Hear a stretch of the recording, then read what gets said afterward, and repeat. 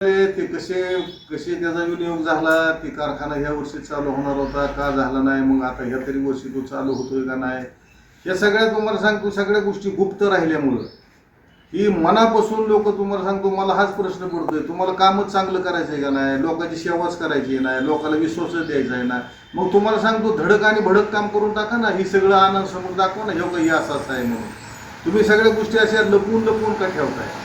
त्याच्यामुळं लोकांचा संशय वाढलाय, संशय वाढल्यामुळे तुमच्याबद्दलची विश्वासार्हता पूर्णपणे समाप्त झालेली आहे इथं.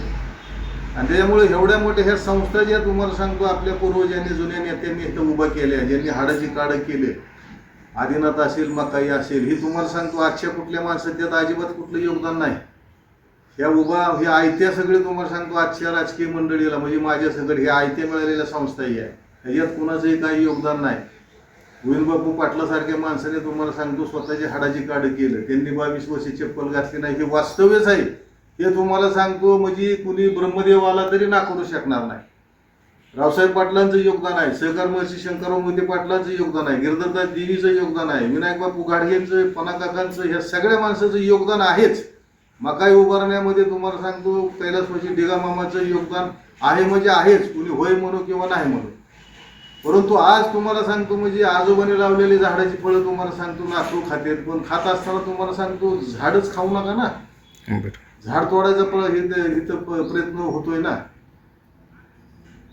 आणि आदिनाथ बरोबरच मांगी तलावाच्या पाणी हळगावला नेण्याचा प्रयत्न, त्यावर आंदोलन झालं, त्या संदर्भात देखील खळबळ आहे, लोकात असंतोष आहे त्या भागातील. नाही आम्ही काही जरी झाले तरी मी इथंच घोषणा केली, मी रस्ता रोकोला सुद्धा जाणार होतो, पण दुर्दैवानं त्या दिवशी माझ्या भावकीतल्या म्हणजे माझ्या चुलत भावाचा इथं या ठिकाणी अचानक हार्ट अटॅक येऊन सोलापूरला त्याचा मृत्यू झाला आणि त्याची मयतच इथं तुम्हाला सांगतो 10 वाजेपर्यंत त्याचं मयतीचं सगळ्या विषय इथं राहिला, करमाळ्यातच झाले. त्याच्यामुळं मला माझ्या त्याच्या मयतीला जाण्यासाठी मला तिकडं जाणं झालं आहे. मी त्या पद्धतीने तिथं संयोजकाला व्हॉट्सअपला मेसेज करून मी सांगितलं.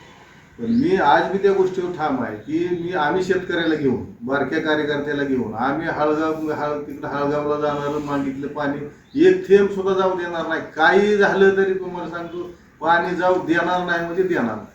आता नाही दुसऱ्या आंदोलनाचे आम्ही आता 2-4 दिवसात बसून तुम्हाला सांगतो लगेच त्या ठिकाणी म्हणजे नियोजन करतोय की विधानसभेमध्ये तो ठराव त्यांनी पास करून घेतला पाहिजे की ती हळगावची ती योजना रद्द झालेली आहे. अशा पद्धतीनं आम्ही सरकारला जिरेला आणायचा प्रयत्न करणार आहे. शेवटी ह्यांचं बाकीचं लोकप्रतिनिधी म्हणून त्यांचं काम आहे, पक्षाचे जे कुणी या ठिकाणी काम करते त्यांचं या ठिकाणी काम आहे, त्यांनी या ठिकाणी केलं पाहिजे. आणि राजकारणाचा तुम्हाला सांगतो सगळं सत्यानाश झालाय तालुक्यात, कुणी मालकच उरलं नाही. कुणी येतं की तुम्हाला सांगतो काय बी करते. मागच्या वेळेला तुम्हाला सांगतो त्या आष्टी पाणी पुरवठा योजना, जामखेड पाणी पुरवठा योजना त्या कोणाच्या काळामध्ये झाली. रोहिदादाला आम्ही आमदार म्हणतो तालुक्यातलं, त्यांनी तुम्हाला सांगतो तिकडं पाणी नेण्याचं पाप केलंच की, उजनीचं पाणी नेलंच की. मग आता एवढं तुम्हाला सांगतो मागे डॅम आहे तिथलं पाणी चाललंच की. मग इथं काय झालं, नेतृत्वाची भीती राहिलेली नाही. इथं बाबा अमुक आमदार आहे त्याला विचारल्याशिवाय करणार नाही. कैलासवासी नामदेवराव जगतापाचा एक काळ होता, इथं म्हणजे अधिकाऱ्याची बदली होताना सुद्धा पहिल्यांदा त्यांना विचारलं जायचं की अधिकारी इथला कुठला उचलायचा आणि कुठला आणायचा.